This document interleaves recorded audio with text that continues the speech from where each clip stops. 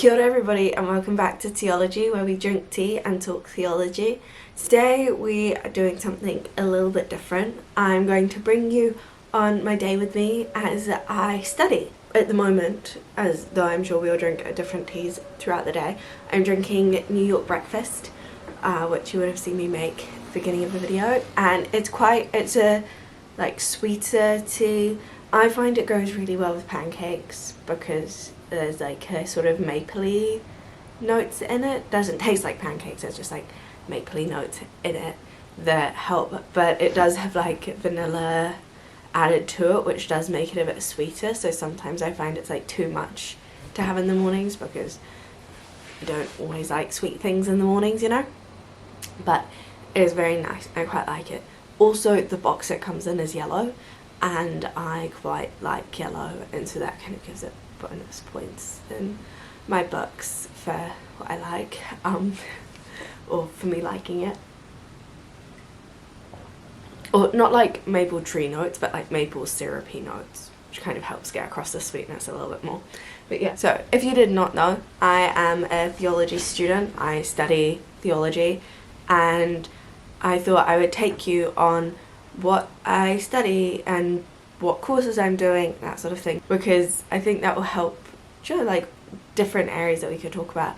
And there are some like courses that I've done that have really directly inspired a video, or something in them. For example, I did a video about justice, which I'll link here, and that it was a quote from one of the readings of that kind of inspired the rest of the video. So yeah, grab a cup of tea, cozy up, or put this on while you make dinner. Dunno, but yeah, join me along for study today. Hello and welcome to Voiceover Zoe. We actually are not going straight into study, but this is me having my breakfast and reading book Live No Lies by John Mark Comer, which I'm currently reading for a home group that I'm in.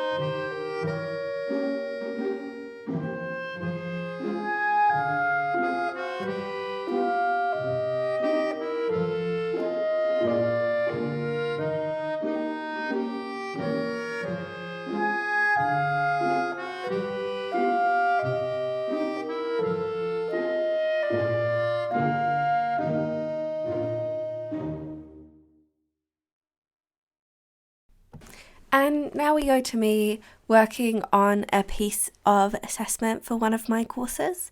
And I'm, looking at Bible commentary and working on the Bible passage, just like unpacking it and stuff. I will talk a little bit more about this assessment later. However, you might notice I am writing it all down on refill. I find this a lot easier for like my first thoughts and coming up with ideas is to actually write it on paper. So I find that I end up using a lot of refill, and I get made fun of a little bit sometimes for turning up to things with just random loose sheets of refill. I should probably really get a notebook for it, but we'll see if that ever happens.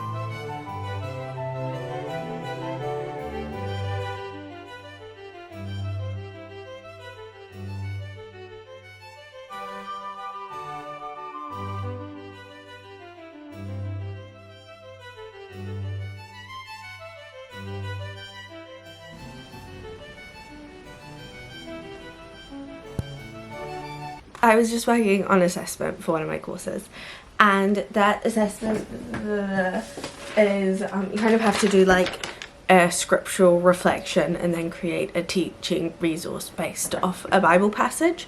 So and like we get given the Bible passage. So the Bible passage I'm doing is the contest on Mount Carmel, which is 1 Kings. I'll just double check it. Yeah, so it's 1 Kings 18:20-40, and then we're kind of told to do reflection on it. We've got like some questions to help us guide what we're looking for in it and that sort of thing. But it's, well, I picked that Bible verse because we could pick a lot of different Bible passages and sections and that sort of thing. I picked that one because it's about Elijah and he's my favourite prophet. But favourite's an interesting word to use for the prophets because they're like in most things in the Bible, because they're kind of these really complicated books and stories that have like, yeah, especially with the Old Testament. But it's a passage that he's a prophet that I really enjoy, and I find his story really interesting. So that's why I picked him. And I'm also doing the passage just before that for assessment for a different course where we have to do an exegesis. I either have already put up a video or will be putting up a video soon talking more about biblical theology, where we're more likely to do an exegesis. So you can link that when it exists. But so I've done the one before that where you have the interaction between Elijah and the widow, and the miracle he occurs there, which is in chapter 17. And so I found that really interesting. But the course that one is for is a course called Christianity, War and Violence, and kind of looking at the relationship between Christianity, war and violence. And so this passage is essentially a war between kind of two different gods, and that's being fought out through their prophets, you know. So you kind of get that, and then it ends in this thing of violence that, when I've heard this passage spoken on, often gets skipped over, is given very little airtime. And because the course is about war and violence, I'm not really going to be able to do that. But it's right at the end. So if you don't know the story, basically he like goes through, and basically you have the prophets of Baal and Elijah, the prophet of Yahweh, and they are battling out because there is a drought, and they're trying to prove which god is like superior and who is going to like end the drought, basically, because you have a bunch of people who are kind of like, I don't know, and I'm on the fence, and so they're kind of trying to prove their point on each side, like a prophetic debate, but like a lot more violent. So there are two very explicit, or three maybe, but two people-wise very explicit depictions of violence in this passage. One is I can't find it now, I had it just before. So in verse 28, so 1 Kings 18:28, it says, Then they cried aloud, and as was their custom, they cut themselves with swords and lances until the blood gushed over them. So that is kind of quite a graphic thing. They're cutting themselves with swords and things till the blood is gushing out and over their whole body. Like, it is a bit gross. And then the second depiction of violence, so that is like self-inflicted violence, and then the other depiction is other inflicted violence, so against another person. So it says in verse 40, Elijah said to them being the Israelites, Seize the prophets of Baal, do not let one escape. Then they seized them, and Elijah brought them down to the Wadi Kishon, which is a sort of river or stream read, and killed them there. And the language used for killed is like murder, execute, like it would have been quite graphic. There were, depending on which numbers you go by, between like 450 to like 800 people that he would have killed. And that's kind of really hard, because it's like God does this amazing thing and then he goes and kills a bunch, and then the prophet of Yahweh does this amazing thing and then he goes and kills a bunch of people. And yeah, so I've kind of been unpacking why that was done, and there are two things that I've noticed. They're not like super unobvious. It like says it in the study notes of my Bible. But so one is that it doesn't actually say God said now go and kill the prophets, so go and do that. So Yahweh didn't explicitly ordain this. And that's a really important thing when we're looking at passages of war and violence, is to look at what Yahweh ordained, what he said go and do, and then look at the way that that plays out. For example, he said go and march around, go and get your land that is under Jericho, and he said this in Joshua. However, the way they were meant to do this was by marching around the walls of the city and worshipping Yahweh. So it's a little bit different. Doesn't explicitly say that here, but it would have been done probably in accordance with Deuteronomy's laws about false prophet, and that they are to die if they are found to be a false prophet. And like, or if they're found to be an advocate for another god and found that that is, like, you know. So there is that aspect. But there's the aspect that Yahweh didn't explicitly ordain this. You could argue he implicitly ordained it by putting it in Deuteronomy's law, and that it would be following Deuteronomy's law. The third thing is that he is mimicking what Jezebel, the person who kind of helped incite this contest occurring at all, doing what she did. So you have this parallel where what Elijah's doing is done to destroy what she has done, and then at the end of the passage he almost becomes her by doing what she would have done and killing and that sort of thing. I'm not saying that he should have just let these people go and let them wander free and continue to do, like, continue to lead people astray, but was there another option?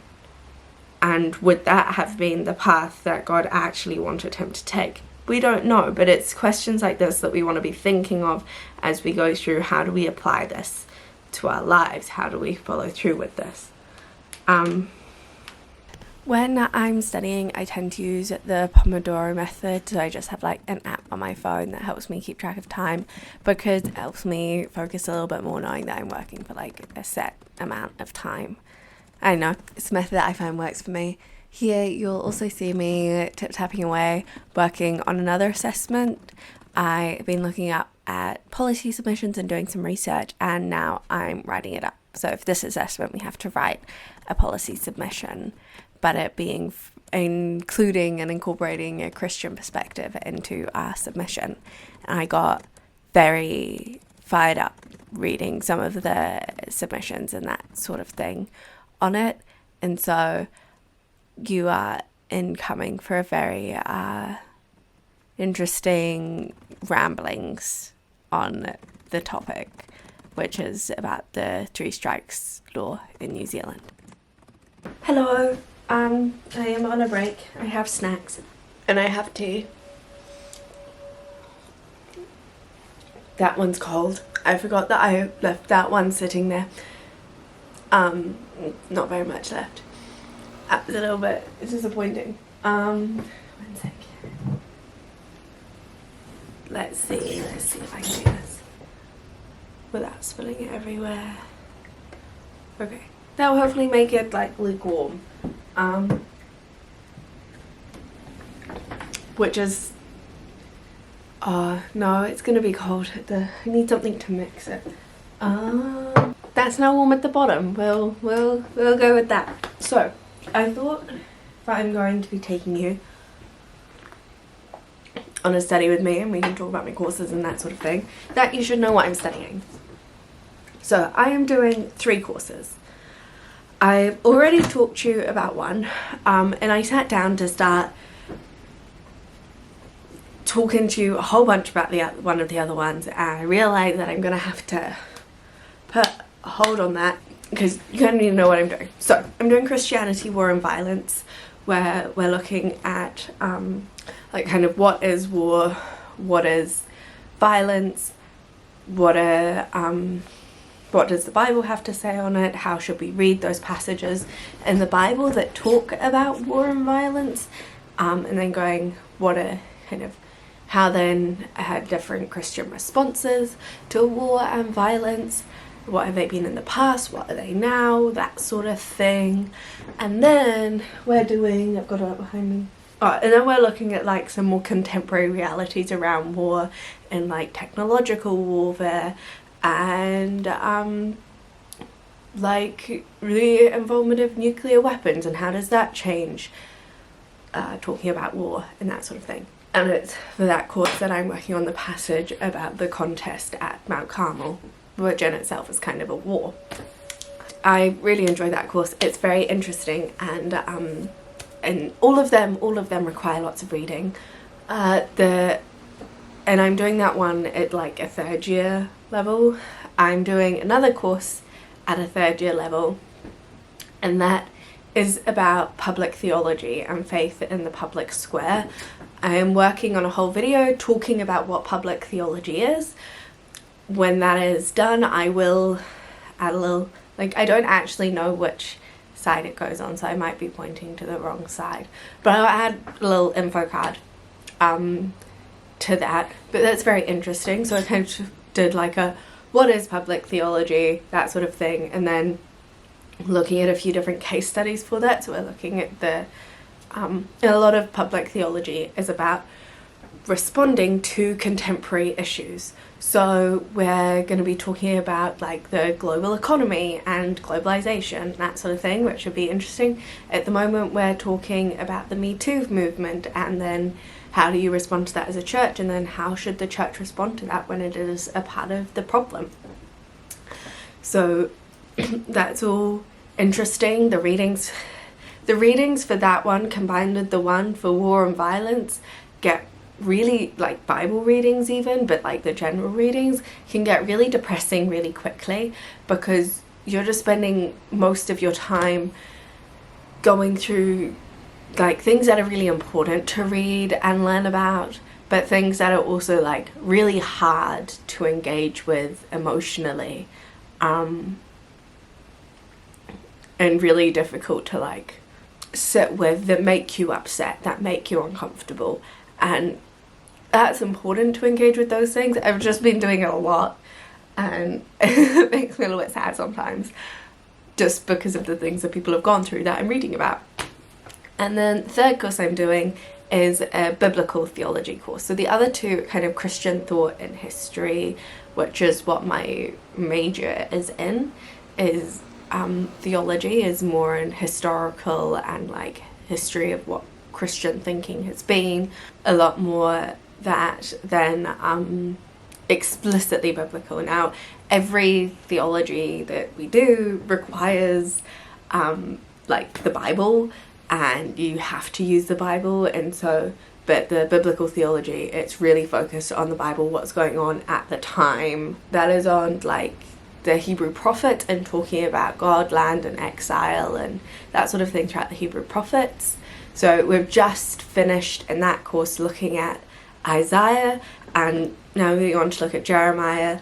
I wrote the last assessment for that course in Jeremiah, so I know a little bit. So those are the 3 courses I'm doing. I've also done 4 other courses previously, and yeah, so now I can tell you what I wanted to talk to you about. Before, you would have just seen me working on an assessment. I was doing a bunch of typing and I was kind of doing some research and typing some stuff up.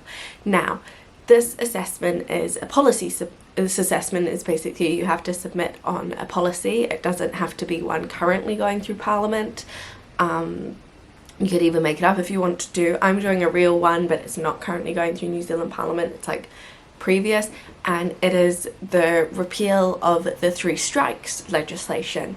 And I am for this repeal from a Christian standpoint, as well as from the research evidence-based standpoint, so both of those things combine. And because it's talking about justice and the 3 strikes law, like, I could give you a whole rant about that. This is like in New Zealand specific context, and I've spent a bit of time studying the criminal justice system in New Zealand, and like, oh my goodness, like, I was reading through some of the submissions that were made on it, and so many people were just like, this just isn't good because it's unsafe.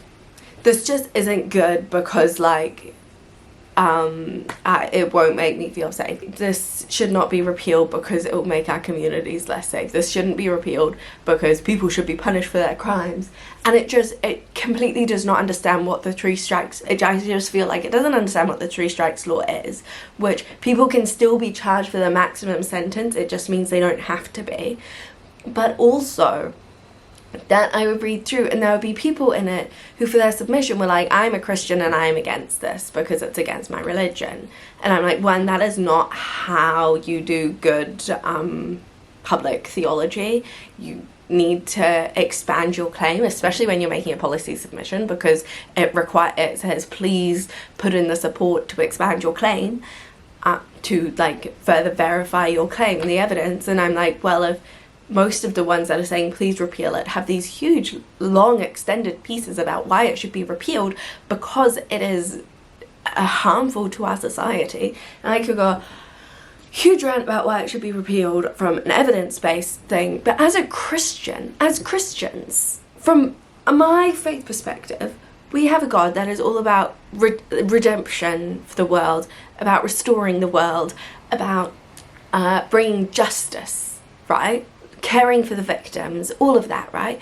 And he's actually going to care for the victims, and caring for the victims isn't just about dealing with the perpetrator, it's actually about looking after the victim. And if we want to see God enacting in our world now, then we want to see a restorative justice, a justice system that is about rehabilitating people, about addressing their needs and their concerns, and the reasons that they would do something like that to begin with. It's about creating a system where people feel like they have other options than to steal or hurt other people to get what they want. You know, it requires a cultural shift. But as a Christian, that's what I want. I want a cultural shift. I don't think our culture is all good the way that it is. I want to see it change. I want to see it better. It just really fired me up because it is so important. It is so important that God is acting here and now in this world today. He is acting right here and right now today. And so we want to see his restoration and his redemption come today, but we aren't asking for that. We aren't pushing for that in our society. We aren't partnering with God to see that restoration and redemption come in everybody, because everybody is fallen, everybody is screwed up and messed up, and everybody needs help. And we shouldn't go, you hurt somebody else in this way, and so therefore you are undeserving of help. And we also shouldn't look at the victim and go, you are to blame for putting yourself in a vulnerable situation. Because that is what people do. There is no winning on either side. If you are the victim of the crime or the perpetrator, you are now in a society that will outcast you. And that will go, you are unworthy of everything because this thing happened to you or you did this thing. And that's just wrong. That's just, we shouldn't be creating outcasts like that. We should be working to go, okay, you did this thing wrong, let's try and ensure that you never have to do that again.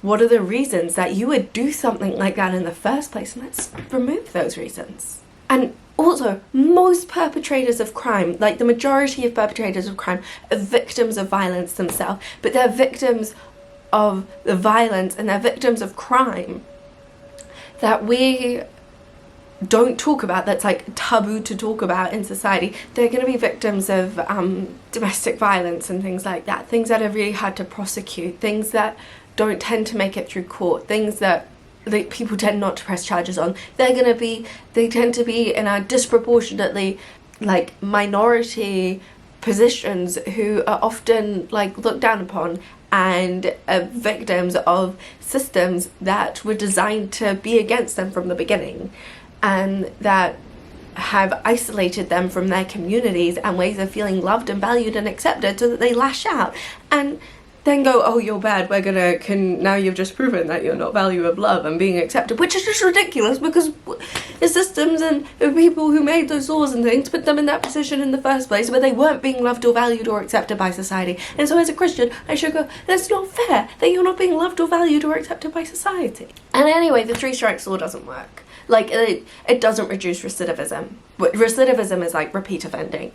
And I could just go on about this forever. Like, I picked this because it's easy for me to write about, but gosh, does it get me fired up. Like, oh my goodness. This is also really weird doing it to a camera, because I'm used to having someone else like interrupting me, because that's how I talk with most of my friends, is we just interrupt each other. I should really get back to my study, and maybe I should work on something else for a little bit, because I'm getting too annoyed looking at those submissions and writing about it for some reason. I don't know why it's really getting to me this time. And like the reason the 3 strikes law was brought in New Zealand in the first place was, one, because we're like mimicking America's penal system, like punishment, crime and punishment, imprisonment system, which has been shown to be one of, like, is not good. It's not good. Also, it was brought in as a way to like go, we should be tougher on crime and people should receive the harsher punishments and that sort of thing, but like, and this will support the victims, but we didn't actually put any money into supporting the victims, and it actually drains resources that we could put into victim support by forcing judges' hands to give people the maximum sentence, because it drains the resources that they would need for counselling and therapy and support networks, and to be able to actually recover from the traumatic event they went through from being a victim, as well as the fact that the people who commit the crimes aren't being well looked after inside the system. The system doesn't care about them. The system only wants to make them bad. If we make them like worse and punish them, which then is more likely to make them do crime in the future. So we have a system that can create criminals if they go to prison, when what we want is for them to stop being criminals after going to prison. So therefore there's a problem with that prison system. Like, these people need help because something's wrong if you're committing a crime. But that help comes from like fixing our education system and ensuring that they have healthcare, can get in that being mental health care as well. Not punishing victims of crime when we don't help them, and then they make somebody else a victim. And like, not everybody who's a victim commits a crime, but a lot of people who commit crimes are victims of crime.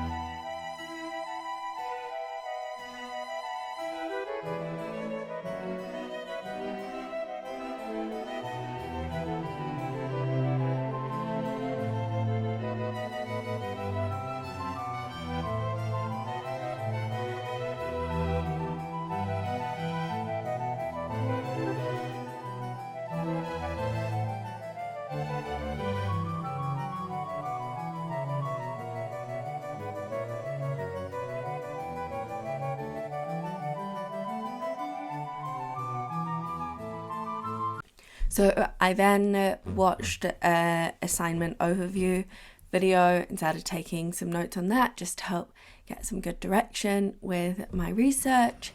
After finishing that video, I then proceeded to type up some notes and thoughts that I had, so I've got them all saved on a document that I can refer back to later.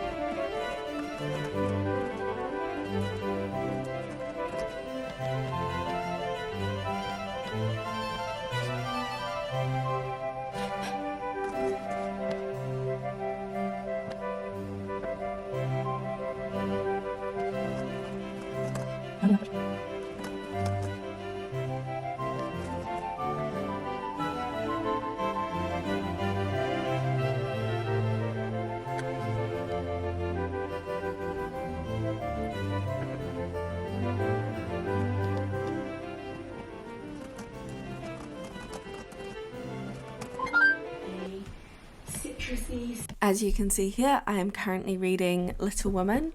The sound you heard at the end of the last clip was the sound of my Pomodoro timer going off, and by this point it was about 12:30, and so I took a break. I had some lunch and I sat down to do a bit of reading just to take a break before I got into my study for this afternoon. Also, please excuse the slight lens reflection going on the camera and the variable lighting. The lighting was not working with me today, or for this clip in particular.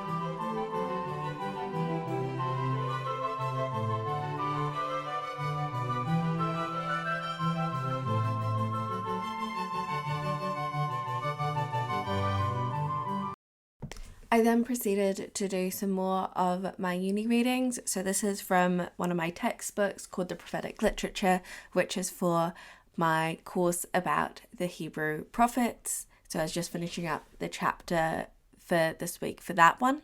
I then moved on to finish up one of the readings for one of my other courses, which was about public theology and faith in the public square, was the course that was for. I'm going to talk to you a little bit more about that.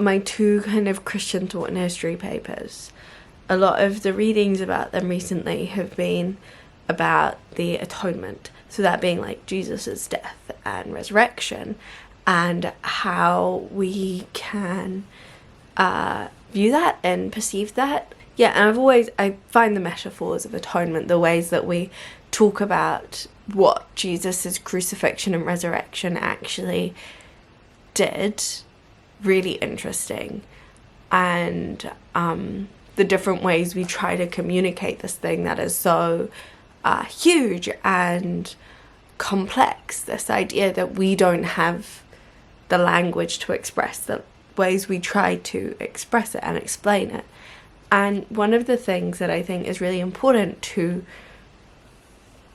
remember, or that I am being reminded of, is the idea of Jesus as a victim. He's a victim of a system which is abusing its power against the weak and marginalized, against those who seem to be a threat to the power that they have. And he is stripped of all dignity and honor that he could have, because this is the point of crucifixion. Crucifixion strips people of all dignity and honor. It strips people of anything that might make them human. To go, you don't want to be like these people. You don't want to have this, to fearmonger the people, but also to make them go. Because, you know, they're a public execution and like method of torture.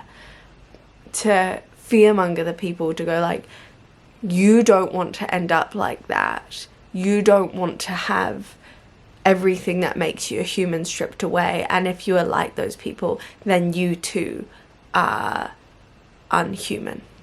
You know, like there is no humanity in you. And they did this through like various ways in the crucifixion. Part of it is that it's like a really painful, long death, and it's public, and that strips you of honor and dignity. Part of it is that you're completely at the mercy of the guards. You have to ask for them to give you water or food or that sort of thing. Then they was vinegar on a sponge, I think, that they gave Jesus.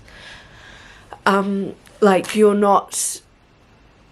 completely at the mercy of those around you, and it's not a particularly pleasant place to be in. Like, of course, who wants to be crucified? But the other thing is that they were crucified basically completely naked, because it was another way of adding shame and removing dignity from the person they were crucifying. And then the implications of what that means to be so exposed, that sort of thing, that just like it's hard to grapple with the ideas of that. And this whole article I've read is really unpacking the bodily conditions of Jesus's death and kind of the humiliation that it would have had as well. Like, it was humiliating as well as incredibly painful and causing great deals of like physical, mental and emotional suffering. And it just adds to our understanding of what he went through on the cross. And then to add to that wasn't the thing that killed him. That wasn't the thing that he was most concerned about with the crucifixion. It was the pain that he would take on for taking on the sins of the world, you know? Like, there was something else going on that killed him within the same day. Because normally victims of crucifixion died, like it took them days to die because they're slowly suffocating to death. So it was designed to take days to die, and he died within the same day. It even mentions it in one of the Gospels how odd that was, how unusual it is that he died that quickly.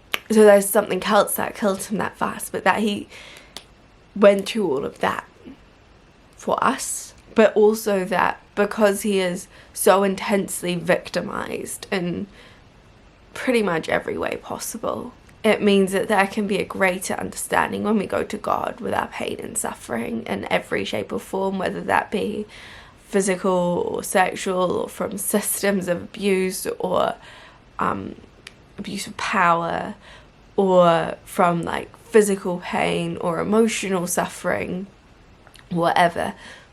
He has understanding of that because he went through that on the cross. His entire life was suffering, but it reaches its most obvious intensity to us on the cross.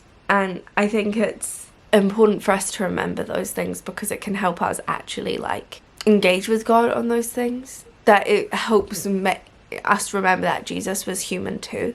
He is completely God, but he is also completely human, and it's really important to hold that tension, because it's an important distinction and it changes things.